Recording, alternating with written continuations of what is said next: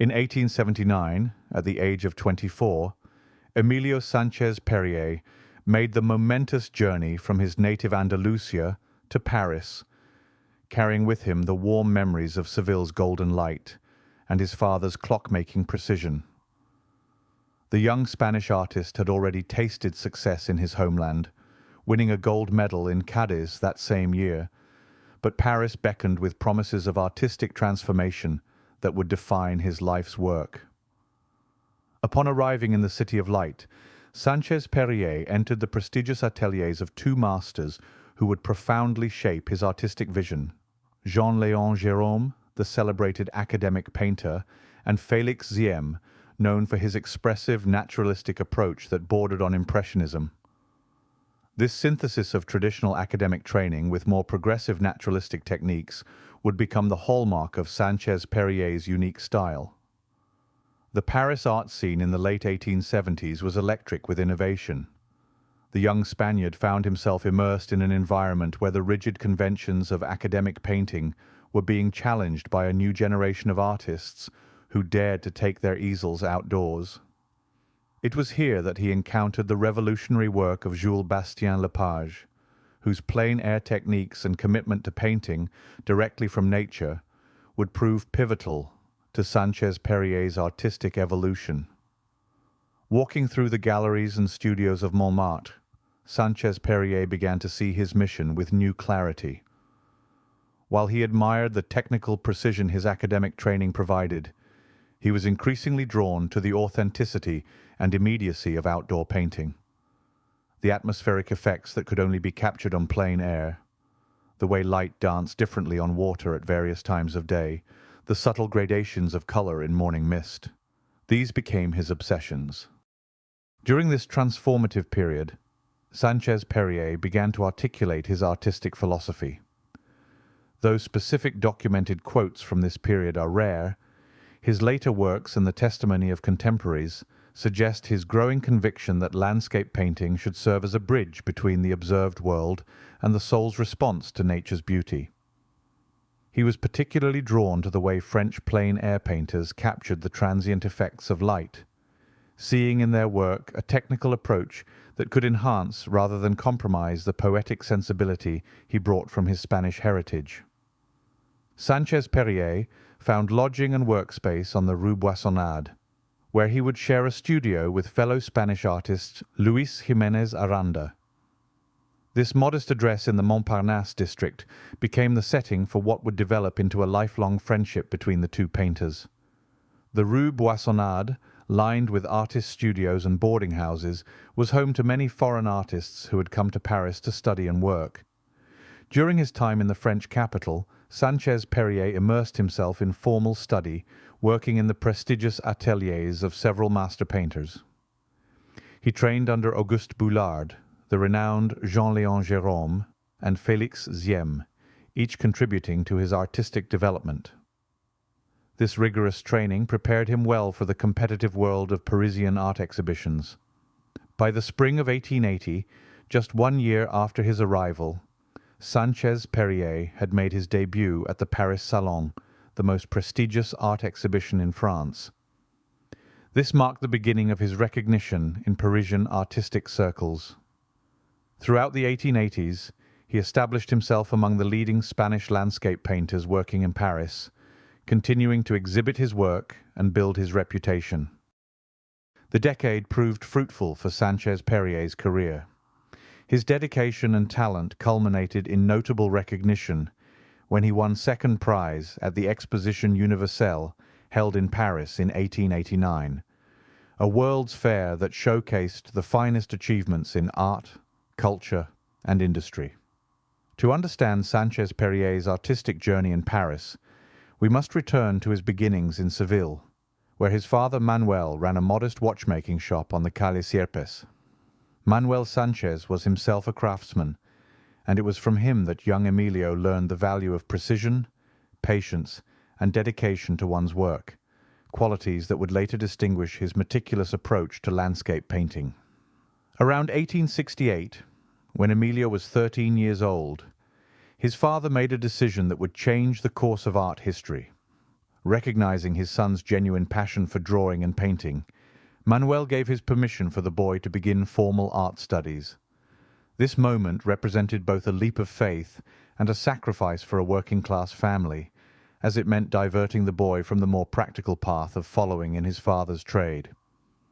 Young Emilio began his studies under Eduardo Cano de la Peña and Joaquín Domínguez Bequet at the School of Fine Arts in Seville, and later at Alcalá de Guadaira.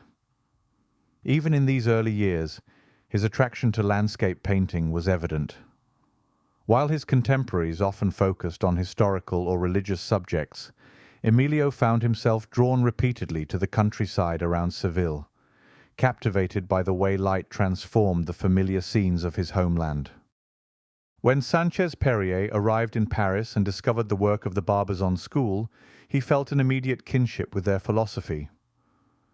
The Barbizon painters, Corot, Daubigny, Rousseau, and others, had revolutionized landscape painting by insisting on direct observation of nature. They shared what one art historian described as a recognition of landscape as an independent subject, a determination to exhibit such paintings at the conservative Salon, and a mutually reinforcing pleasure in nature. For Sanchez-Perrier, the Barbizon approach represented the perfect marriage of his Spanish sensibilities with French technical innovation. He spent considerable time painting in the village of Barbizon itself, on the edge of the forest of Fontainebleau, where so many of the movement's pioneers had worked. Here, he learned to see landscape not merely as a backdrop for human drama, but as a subject worthy of the highest artistic attention in its own right. The Barbizon influence taught him to observe the subtle variations in atmospheric conditions, to study how light changed the appearance of the same scene throughout the day, and to understand that the true subject of landscape painting was not the objects depicted, but the quality of light that revealed them. This philosophy would become central to his mature work, where the shimmering light of Andalusian waters and the gentle atmosphere of French countryside would merge into something uniquely his own. By the mid-1880s, Sanchez-Perrier had absorbed all that Paris could teach him. The synthesis of Gérôme's academic precision and Ziem's naturalistic expression, combined with the plein air principles he had learned from observing Bastien Lepage and the Barbizon masters, had transformed him into a mature artist with a distinctive voice. It was time to return home, but he would bring with him a revolutionary approach to painting the landscapes of his beloved Andalusia. Settling back in Seville, Sanchez-Perrier began to apply his Parisian training to the subject matter that had always stirred his soul: the luminous waters of the Guadalquivir River, the ancient buildings reflected in still canals, the play of Mediterranean light on whitewashed walls. His paintings from this period reveal an artist who had learned to see his homeland with new eyes, combining the technical sophistication of French plein air painting with an intimate knowledge of Andalusian light and atmosphere. The art world's response was immediate and overwhelmingly positive. Critics were struck by what they saw as a unique synthesis of international technique with distinctly Spanish sensibility. One contemporary critic captured this perfectly, noting that, in his landscapes of Fontainebleau, he put something of the light of Seville, and in those of Alcalá, something of the sweetness of Passy. This ability to carry the essence of one place into another, to make the universal particular and the particular universal, became the hallmark of his mature style. His reputation spread quickly beyond Spain. International dealers, particularly those with connections to the growing American art market, recognized the commercial potential of Sanchez-Perrier's luminous landscapes. His works began to appear in galleries in New York and other major American cities, where collectors were eager for European paintings that combined technical sophistication with accessible beauty. The characteristic realism and luminosity of Sanchez-Perrier's works drew praise from both critics and fellow artists. His ability to capture the ephemeral effects of light on water was particularly admired. Unlike the Impressionists, who often sacrificed detail for atmospheric effect, Sanchez-Perrier maintained a crisp clarity that allowed viewers to experience both the immediacy of plein air observation and the satisfaction of technical precision. Fellow artists recognized in his work a perfect balance between innovation and tradition. He had managed to incorporate the most progressive techniques of contemporary French painting without abandoning the careful craftsmanship that his father's training in precision work had instilled in him. This synthesis made his paintings particularly appealing to a broad audience, sophisticated enough for connoisseurs, accessible enough for the general public. During his final years, Sanchez-Perrier continued to paint with the same dedication and attention to light that had always characterized his work. He remained active until his death in 1907 at the age of 52, leaving behind a body of work that had successfully bridged the gap between the academic traditions of the 19th century and the naturalistic innovations that would define early modern painting. His legacy lies not only in the beauty of his individual paintings, but in his demonstration that artistic innovation need not require the complete rejection of tradition.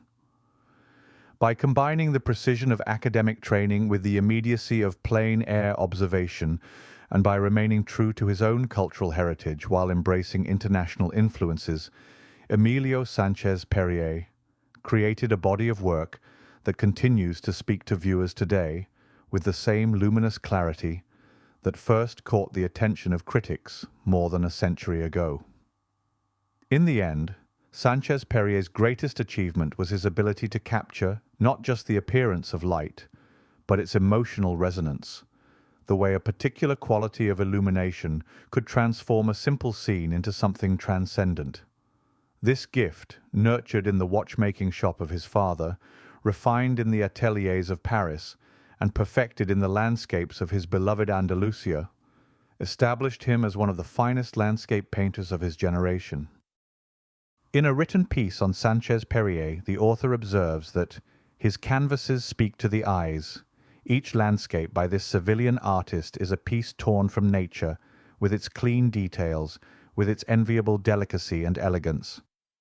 Before any canvas by Sanchez-Perrier, it seems that the leaves of the trees are moved by the breeze in its currents, and for him the earth is earth, and he knows, like few others, how to lend to his horizons the clarity of space, the vagueness of those idle hours in which the life of relationship seems to be extinguished, if by chance he studies the fall of the evening. Perrier proves that the art of painting outdoors should be studied where the light is abundant, without confusing horizons within the studios of Rome. And so with that, we hope you enjoyed this look at a painter who knew how to capture hearts with exquisite craftsmanship and real dedication to craft that distinguishes the very best artists from all the rest. His legacy is once again assured and respected and highly collectible and a favorite among artists. Finally, thank you for watching, and we hope to see you next time. Oh, and please remember to subscribe and add a like. One more final note. We produced an ebook on preparing for success as a painter, which offers fresh insights and practical strategies for both emerging artists and seasoned professionals seeking renewal in their practice. There is a link below for that, so until next time, it's bye for now.